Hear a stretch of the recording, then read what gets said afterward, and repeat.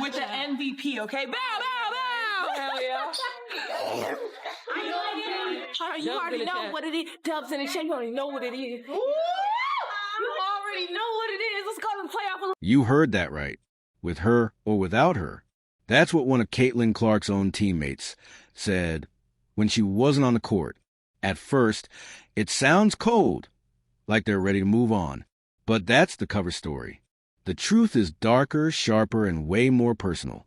That showdown with the Minnesota Lynx wasn't about proving the Fever could win without Caitlin. It was about unleashing a brutal, psychological ambush for her. This wasn't basketball.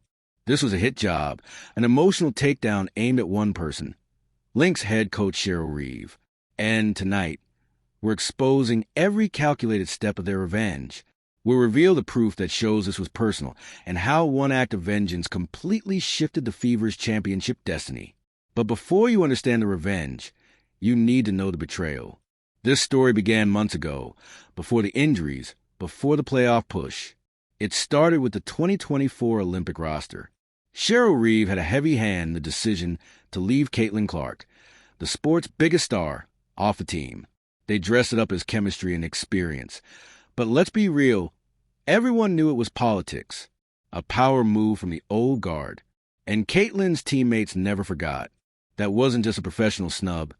It was a personal strike against a player who's rewriting the game. And then came the unthinkable. Caitlin went down with a devastating groin injury. Her legendary streak of consecutive games, stretching all the way back through high school and college, snapped. Her presence gone. You could feel her pain. Just hours before facing Reeve's Lynx, Caitlin posted a black and white photo on Instagram with 5 heartbreaking words. I miss this so bad. The cry of a warrior trapped on the sidelines. Powerless, or so it seemed. Because while Caitlin battled her demons off the floor, her teammates were plotting her war on it. The stage was set for an execution. The Fever, a team left for dead weeks ago, walked into the arena missing 5 key players. Caitlin Clark, Sophie Cunningham, Sydney Colson, all out. On the other side, the top-seeded Minnesota Lynx, stacked with championship talent, were supposed to crush them. Everyone expected a blowout. They got one, but not the one they thought. A lot of people will talk about Nafisa not playing, but I think they're really good with or without her. You know, they're just a really great basketball team. So I think it was a big win for us because they set the bar high standard wise. We know what to expect when it comes to Minnesota Lynx. And so I think going into the playoffs, it was big for us because, being able to know, guarding Courtney Williams, knowing that her thing is a pull-up, knowing that now instead of not knowing that, it's big for us because we give ourselves a chance.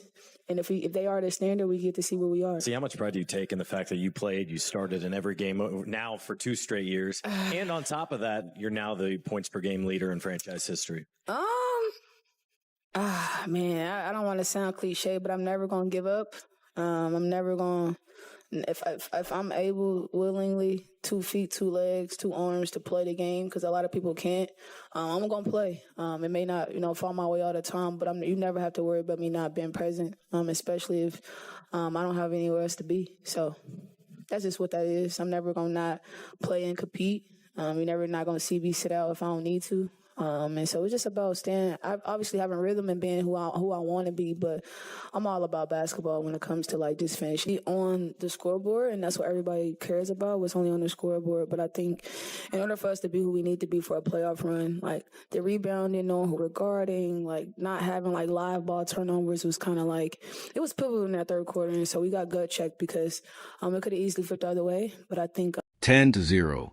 That was the run to open the game. It happened so fast, so viciously, that Cheryl Reeve had to call a timeout before her team even scored. This wasn't just a hot start. It was psychological warfare. And who was directing it all from the bench? Caitlin Clark. In one of the coldest moments of the season, as the Lynx crumbled, Caitlin stood up and mockingly flashed the timeout signal at Reeve bench. A dagger. A reminder that even in street clothes, she still lived in Reeve's head. Coincidence? Not a chance. This was the first shot in a war. For weeks, insiders whispered that this game was circled in red ink. The Fever knew this was their chance to send a message for the Olympic snub, for the disrespect. And leading the charge, carrying that weight, was Kelsey Mitchell. While the world obsessed over who wasn't on the court, Mitchell was quietly putting together the single greatest scoring season in Fever history. The first player in franchise history to average over 20 points a game. But for her, it was never just numbers. It was survival. It was fire. And in a recent interview, when asked about her durability and leadership, the raw emotion broke through. The truth of what she's been carrying finally spilled out. That I've been impressed with these guys since even the off season. Really, the ones that I was able to work out with in the off season is how hard they work. You know, it's there's a work ethic and there's a work style, and to approach everything in the same way, to be so energetic, enthusiastic, and dedicated every day. And I felt that way in training camp too. There weren't any days where I had to bring that out of them. So I think it's the nature of the women that we brought into this organization, to continue to just bust their butts and play hard. Get knocked down, it's how many times you get back up. And, you know, these are things that you have to go through.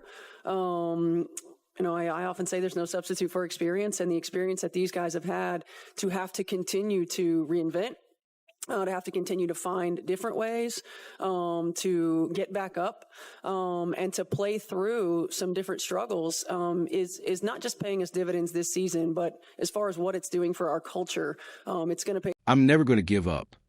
When those words crack through tears, you realize this isn't about basketball. It's a vow to her teammates, a vow to the fans, maybe even a vow to the superstars stuck on the bench. This was the voice of a player who survived the darkest years of this franchise and refuses to let this moment slip away. She wasn't just chasing a win. She was fighting for her team's very soul.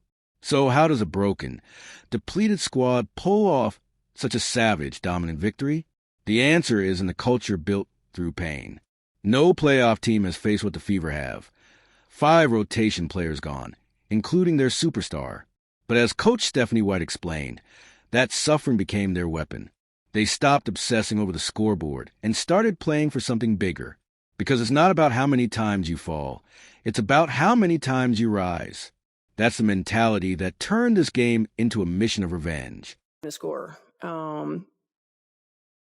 For her to not just do what she does well and do it in an efficient manner, but then to take on playmaking abilities for her teammates, I think has really expanded her game a little bit and really showed what she's capable of doing. And by the way, we've had to put her on sometimes the best perimeter defenders or best perimeter offensive players, especially the ones that are in ball screens a lot. So we continue to put more on Kelsey Mitchell's plate, and she just continues to rise to the challenge. So I'm incredibly proud of her. You know, she's been through the ringer, and in this organization, and she deserves to continue to elevate her game in the way that she has, and under different circumstances. So I'm proud of her. Coach White says it best. Kelsey Mitchell has been through hell with this organization. She's seen it all. And every time the team piles more pressure on her shoulders, she rises. Against the Lynx, this was her masterpiece. She scored 18 points, but her fingerprints were on every possession. She set the tempo, shredded double teams, and attacked with a confidence that broke Minnesota's spirit. The Lynx knew they had to stop her, but they couldn't. Just ask her teammates, the ones who've guarded her in practice for years. They'll tell you the truth. When Kelsey Mitchell locks in, she's unstoppable. One teammate admitted it flat out. She's the hardest guard to guard. Number one, hands down. That's not hype, that's confession. That's proof the Fever unleashed an uncontainable weapon on Cheryl Reeve. And as the buzzer sealed an 83-72 demolition of the league's top seed, the Fever erupted. But this wasn't the relief of survivors. It was the roar of executioners. This wasn't joy. It was payback. They defended their teammates' honor.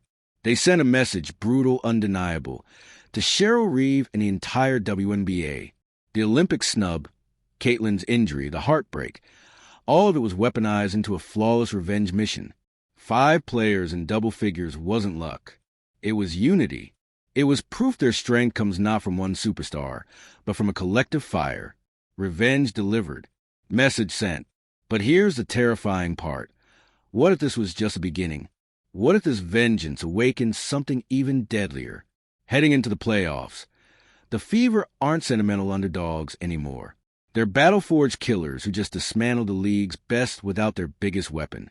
And whispers are growing louder that Caitlin Clark was actually medically cleared, but the Fever chose to hold her back. At first, it seemed like caution. But now you wonder, did they see what this team was becoming? Did they recognize the power of this hardened identity? Are they holding her back on purpose, waiting to unleash her into a squad that no longer needs her, but is ready to fight with her? They just proved they can win without Caitlin. Now imagine what happens when she returns. The Fever got their revenge on Cheryl Reeve, but in doing so, they may have created a championship monster, and the rest of the WNBA has no clue what's coming.